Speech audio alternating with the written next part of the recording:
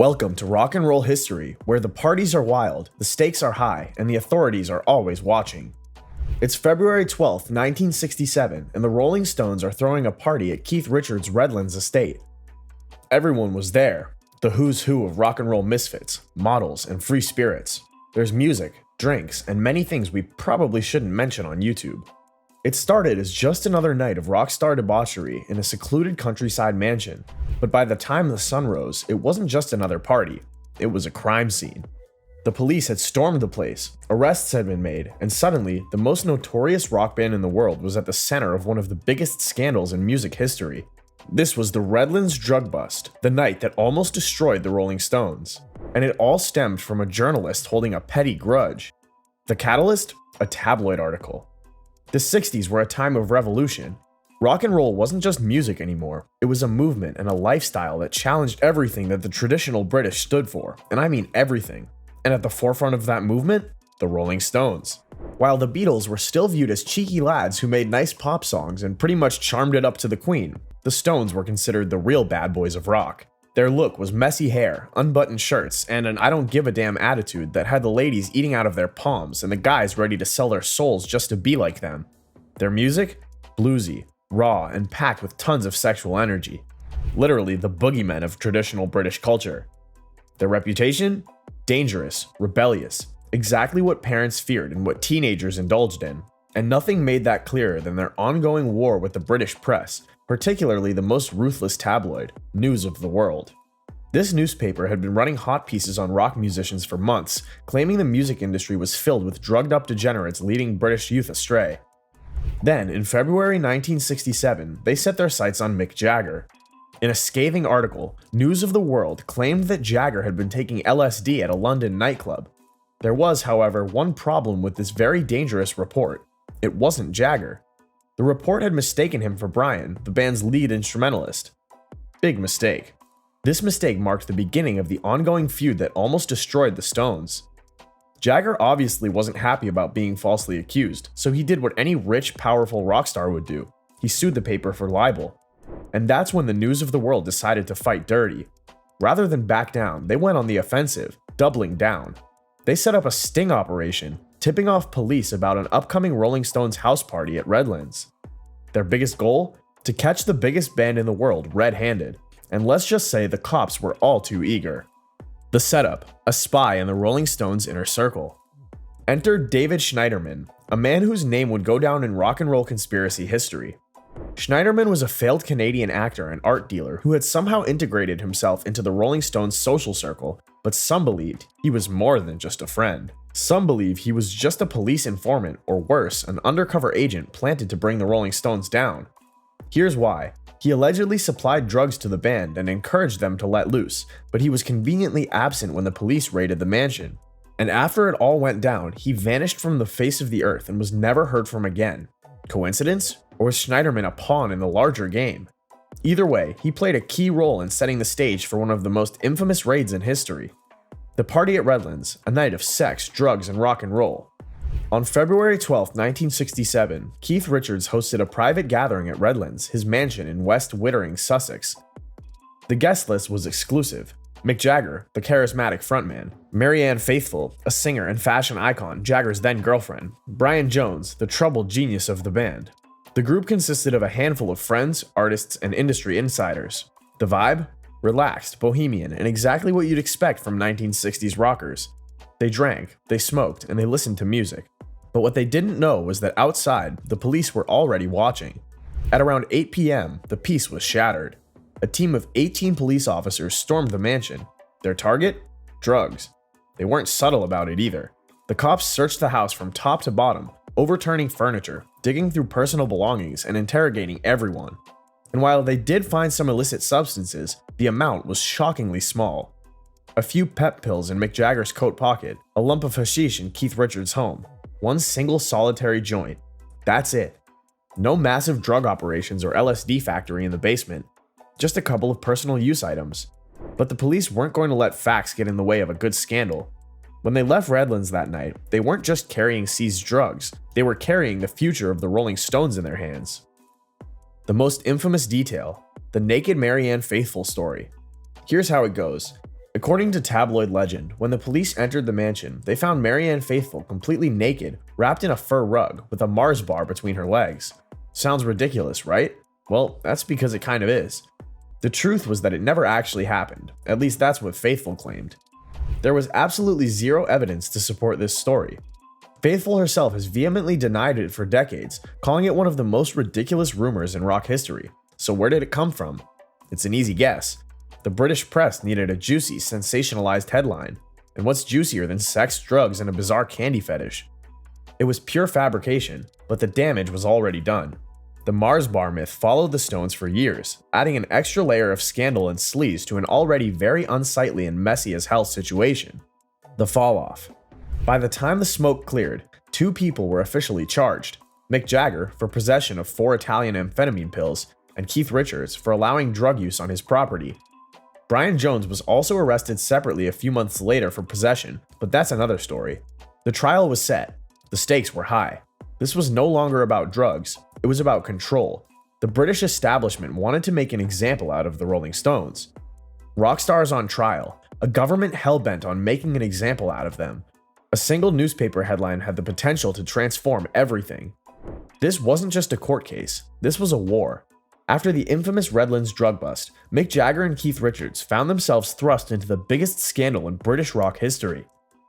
The charges? Drug possession and allowing drug use in their home. The punishment? Up to a year in prison. The establishment had made its move. Now it was time for the Stones to fight back. But could they win? The trial begins, the Crown versus the Rolling Stones. By June 1967, Mick Jagger and Keith Richards were officially on trial, and the press were eating it up like it was the royal wedding. The courtroom was packed tighter than their concerts. Journalists, photographers, and legal experts all wanted to witness the moment the law finally took down rock and roll's biggest rebels. The prosecutors didn't hold back. They painted Jagger as a corrupting influence and Richards as an enabler by letting his residence be used for the purpose of doing drugs. The message was clear. These weren't just 2 rock stars who got a little too wild. These were dangerous men that needed to be stopped lest they corrupt the hearts of the youth. And then came the moment that stunned everyone. The judge dropped his hammer. By this point, people expected fines, maybe a slap on the wrist. What they didn't expect was what happened next. Mick Jagger was sentenced to 3 months in prison. Keith Richards, a full year behind bars. Yeah, you heard that right. For 4 pills and a joint at a party, 2 of the biggest rock stars in the world were about to be locked up like hardened criminals. And just like that, the Stones' entire future was in jeopardy. Who breaks a butterfly on a wheel? The headline that saved them. As soon as the verdict hit the news, the backlash was immediate. Fans were outraged. Even some of their biggest critics felt the punishment was way too extreme. And then came the moment that changed everything. On July 1st, 1967, the Times of London, a very conservative and very established newspaper, published an editorial with a headline that became legendary. Who breaks a butterfly on a wheel? Translation: why are we using the full force of the law to crush 2 young musicians? The article, written by respected journalist William Rees-Mogg, didn't defend drug use, but it did call out the trial as an obvious political hit job, pointing out that if Jagger and Richards had been anyone else, they would have never been given such a harsh sentence. And just like that, the tide began to turn in their favor. Even people who hated the Rolling Stones suddenly saw them as victims of an unfair system. And within a few weeks, both of them were released on appeal. The Beatles Involvement. Now, you might be wondering, where were the Beatles during all of this? Good question. At first, they stayed quiet. But after the verdict, Paul McCartney and John Lennon both publicly condemned the trial. And their message was simple. If the government can do this to the Rolling Stones, they can do it to anyone. For the first time, it wasn't just rock stars versus the law. It was the youth versus the establishment. And when you mess with the biggest cultural movement of 1969, you better be ready for consequences. They walked into the courtroom as rock stars and walked out as survivors. The Redlands drug bust wasn't just a scandal, it was a full-blown war between rock and the establishment. And while Mick Jagger and Keith Richards dodged prison, the damage had already been done. For some, it was just the beginning of a legendary career. For others, it was the beginning of the end. How the Rolling Stones fought back. After the appeals overturned their prison sentence, Mick Jagger and Keith Richards wasted no time taking control of the narrative. Jagger sat down for a now iconic interview with the London Evening Standards, where he completely flipped the script on the British government.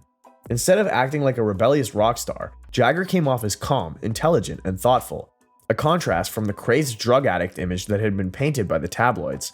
Instead, he cut the image of a victim of an outdated system. And just like that, the public's sympathy swung even further in their favor. But while Jagger and Richards were reclaiming their power, there was one person who wouldn't come out of this unscathed: Brian Jones. Brian Jones, the downward spiral. If there was one Rolling Stone who took the Redlands raid the hardest, it was Brian Jones. At one time, Jones was the heart and soul of the band, the one who founded the Stones and gave them their early blues sound, but by 1967, Jones was already falling apart. He had always struggled with substance abuse, but after he was busted, things went from bad to worse.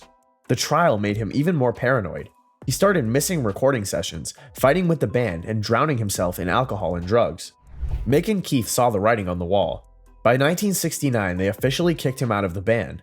A month later, Brian Jones was found dead in his swimming pool. Official cause: drowning while under the influence.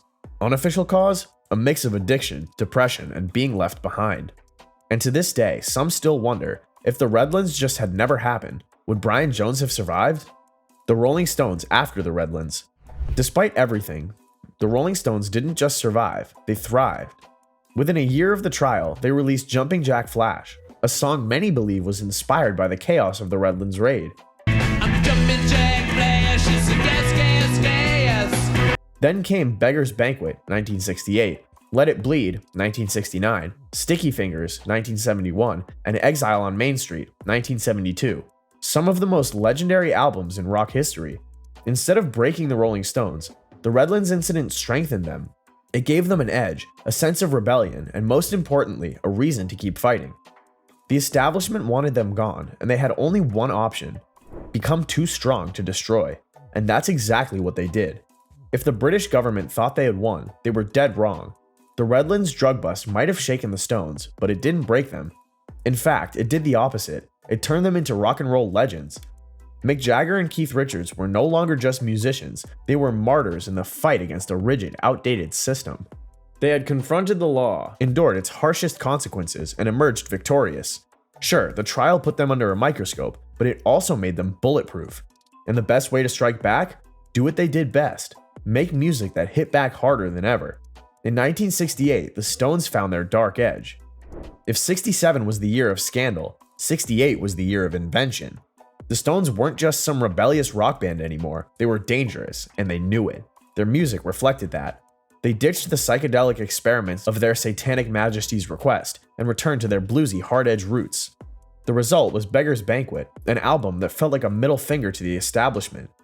From scandal to superstardom. By the time the 70s rolled around, the Rolling Stones were more than just survivors. They were the biggest rock band in the world. The drugs, the arrest, the fights with the law, none of it slowed them down. They followed the drama up with albums that cemented their status as untouchable rock gods. If the establishment wanted to take them down, they would have to try harder. Because at this point, the Stones weren't just a band, they were an institution. And just because the Rolling Stones won the Redlands fight didn't mean the cops stopped coming for them. The police never stopped watching. The late 60s and 70s were filled with run-ins with the law. In 72, Keith Richards and Mick Jagger were busted again, this time in Warwick, Rhode Island.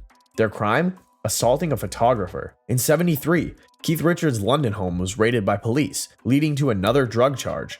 And then there was the big one, the Toronto heroin bust of 77. This time, Keith Richards was facing actual jail time, and not just a few months. He was looking at years. The charges were serious enough that people thought this night would actually be the end of him. But in true Keith Richards fashion, he slipped through the cracks, getting a lighter sentence: community service. His service? Playing a benefit concert for the blind. Only Keith Richards could get away with drugs again and end up helping the community. The legacy of the Redlands bust. So, what did the Redlands drug bust actually do to the Rolling Stones? Did it break them? Nope. Did it ruin their careers? Not for long. If anything, it gave them the perfect rock and roll origin story. It turned them into outlaws, rebels, and legends. It set the stage for everything that came after.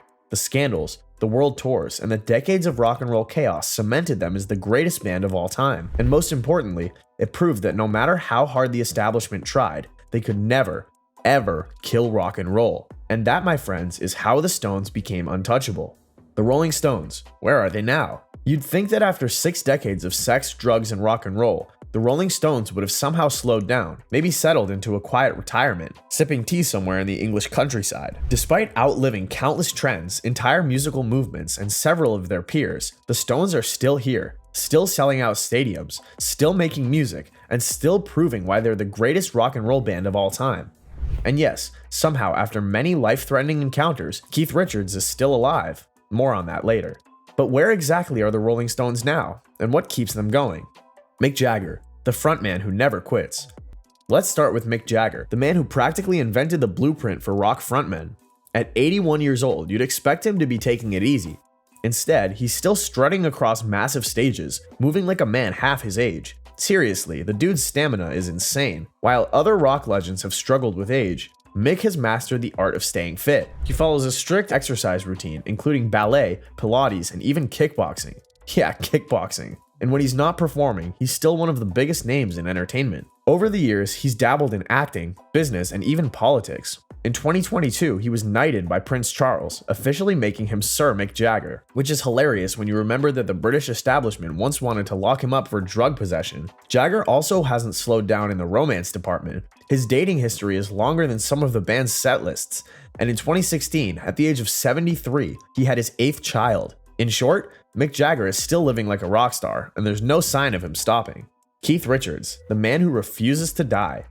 Now let's talk about the immortal Keith Richards. If you asked someone in 1975 whether Keith would still be alive in 2025, they'd probably laugh.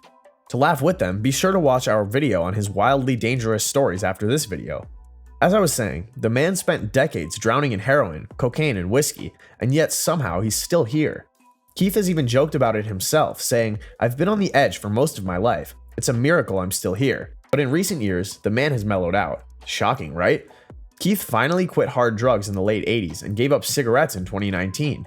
He even cut back on drinking, though let's be real, Keith's version of cutting back is still probably more than the average person drinks in a lifetime. But even with a slightly healthier lifestyle, he's still Keith Richards. He still plays guitar like no one else, still cracks jokes about cheating death, and still looks like he was carved out of pure rock and roll. As for his legacy, it's untouchable.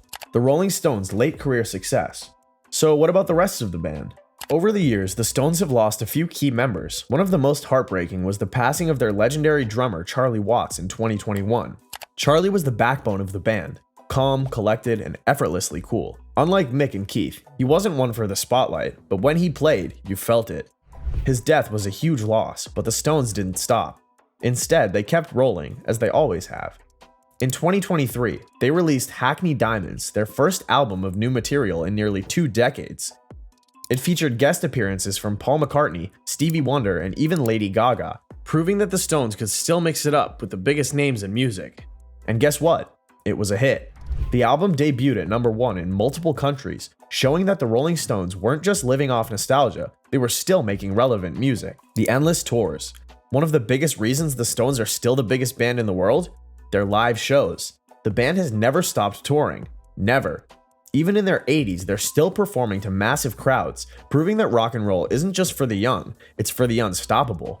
They've broken records for ticket sales, outperformed artists half their age, and consistently delivered some of the best live performances in history. Fans understand that purchasing a Rolling Stones ticket guarantees an unforgettable experience. And let's be honest, there's something magical about watching an 81-year-old Mick Jagger sprint across a stadium stage like it's 1969. The secret to their longevity. So, how have the Rolling Stones managed to keep going for over 6 decades? Some say it's their unmatched chemistry. Some say it's their pure love for the music. Others say it's black magic, and honestly, we wouldn't rule it out. But if you ask Mick and Keith, they'll probably tell you the same thing. They never saw a reason to stop. Unlike other rock bands that broke up, burned out, or lost their way, the Stones just kept moving. They've survived every challenge thrown at them. Scandals, arrests, band breakups, addictions, and even death itself. And through it all, they've never lost what made them special in the first place. That raw, unfiltered, rebellious energy. The legacy of the Rolling Stones. At this point, the Rolling Stones aren't just a band. They're a movement, a symbol, a force of nature. They've shaped rock and roll in ways no other band has. They've influenced everyone, from pink rockers to pop stars. And when the time finally comes for them to take their final bow, whenever that is, their legacy will linger. Because let's face it, the Rolling Stones aren't just legends, they're immortal. And there you have it, the story of the Rolling Stones. From scandalous drug busts to rock and roll immortality, they've outlived nearly every controversy, surviving more than a few close calls, and somehow they're still on top after decades. Few bands can claim to have changed music history, even fewer can say they defined it, but the Rolling Stones, they are rock and roll. What do you think? Are the Stones really the greatest band of all time? Or is there another group that should take the crown? Let us know in the comments below. And if you liked this video, don't forget to like, subscribe, and hit that notification bell so you don't miss more deep dives into music history. Until next time, keep rocking.